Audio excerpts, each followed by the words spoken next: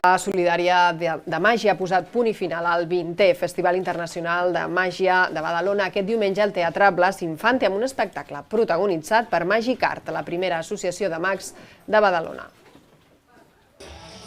Magicart es va crear l'any passat arran de les experiències compartides entre 3 mags durant el mateix Festival de Màgia de Badalona.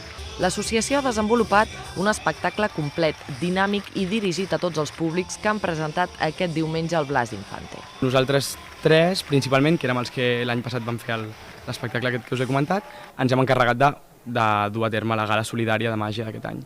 Llavors, va néixer realment l'any passat, perquè ja ens ho vam proposar i portem 5-6 mesos d'assajos intensos, 2 cops per setmana. La recaptació d'aquesta gala es destinarà al projecte Solidarimàgia, una iniciativa que porta la màgia als col·lectius més marginals d'arreu del món.